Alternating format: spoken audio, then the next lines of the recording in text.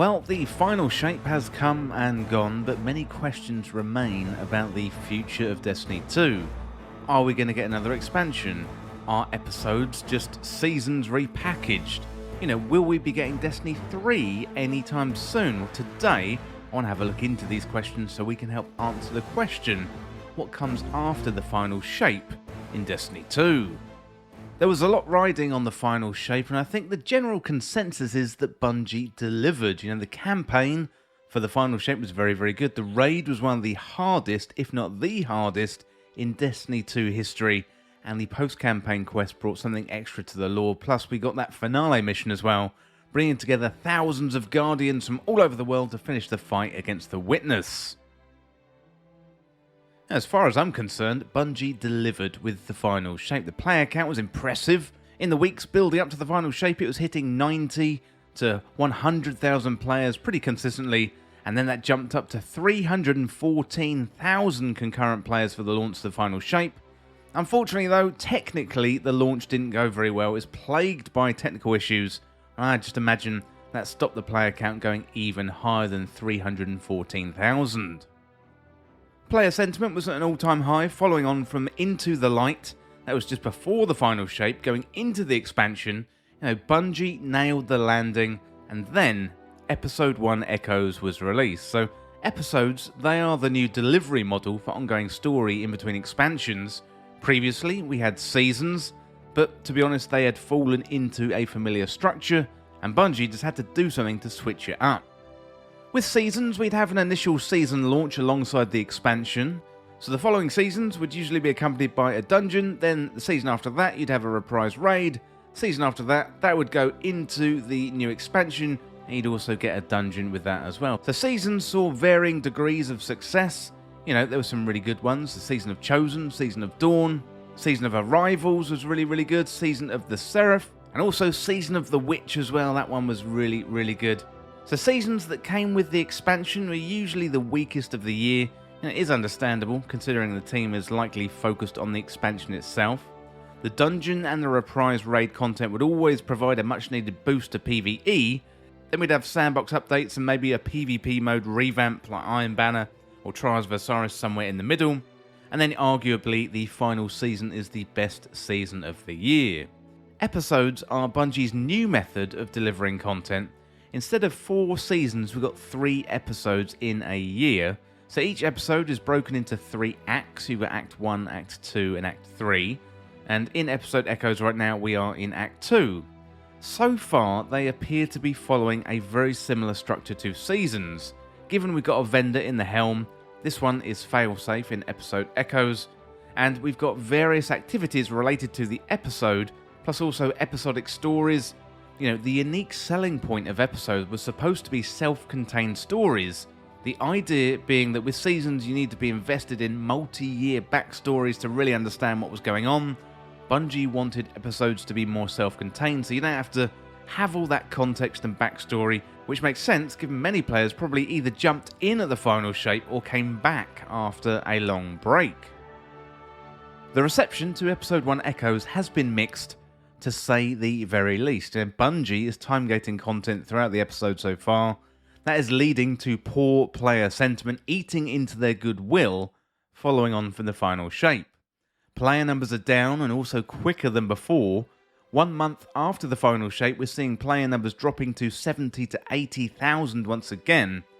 It is going to be interesting to see what Bungie do for the remainder of the episodes. We have Episode 2 Revenant and Episode 3 Heresy coming out later this year and going into 2025. So Episode 1 is focused on the Vex at the moment, Revenant is focused on the Fallen, and Heresy is going to be focused on the Hive.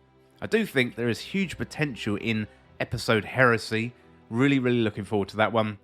I just hope these episodes can hold players' attention until we get to that point.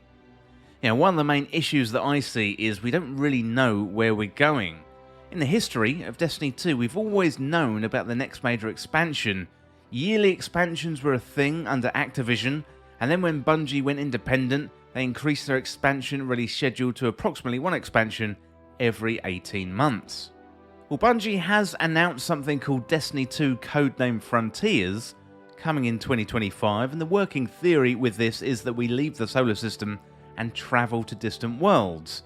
We could be about to steal the Dreadnought, the Hive God Oryx's warship, and explore distant planets and worlds with a select group of characters from our solar system, but so far there's been no confirmation whether this is an expansion or not, or are we going to get more episodes? Now, after Shadowkeep, we got the announcement of Beyond Light, Witch Queen and Lightfall, and that gave us something to aim for years out. Right now, Destiny 2 players just aren't really sure what's coming, plus add to the fact that Destiny 2 just wrapped up their 10-year saga with a fantastic expansion with the final shape. So this is definitely a natural dropping off point for many players who don't want to continue the grind with Destiny 2. Well, we've got parallels here between Final Fantasy XIV and Destiny 2. So Final Fantasy XIV just released their most recent expansion, Dawn Trail, and that follows on from their major 10-year wrap-up expansion, Endwalker. So the challenge for the Bungie team is what to do after you've saved the universe in a story that's been building for 10 years. Well, yes, it is a very tall order. So personally, I'm looking forward to what's coming next in Destiny 2. I'm invested. I've had some of my best gaming memories inside of Destiny 1 and Destiny 2. I've got every confidence that Bungie is going to come up with a new saga, and this journey into the unknown with Frontiers sounds very, very exciting indeed. And who knows, maybe even Destiny 3 is on the horizon. Well, let me know in the comments what you think. I'm really interested to hear what you think about seasons versus episodes. Also, what do you want to see in the future? Do you want to see major expansions? Do you want to see more raids? Do you want to see more dungeons?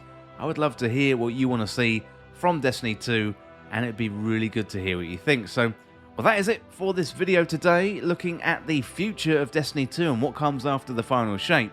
As always, thank you so much for watching or for listening.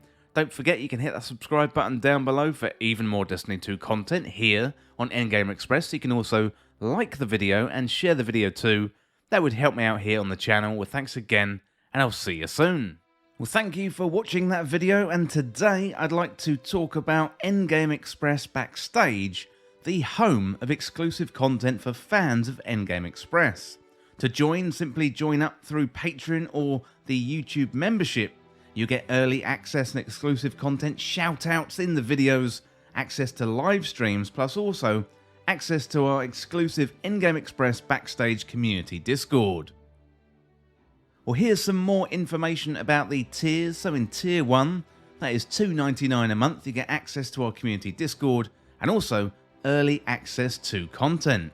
In Tier 2, that is $4.99 and you get shout-outs in the credits of videos, and also you get access to community polls and help shape the content. For Tier 3, that is $8.99 and you'll get access to exclusive community videos and also get access to exclusive live streams as well.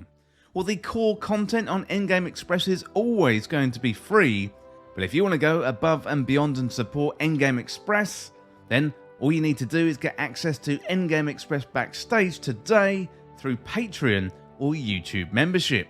You know, Endgame Express is a one-man band right now, but I would love to expand into more games, podcasts, more channels, but to do that, I'm going to need your help to make this sustainable, and in return, I offer you some exclusive benefits and backstage-only content. Well, if you enjoy Endgame Express, then consider Endgame Express Backstage today. You can hit that membership button right down below, or you can find us on the Patreon links, and you'll find those links in the description. Well, thank you for listening, and thank you once again for watching, and I'll see you very soon.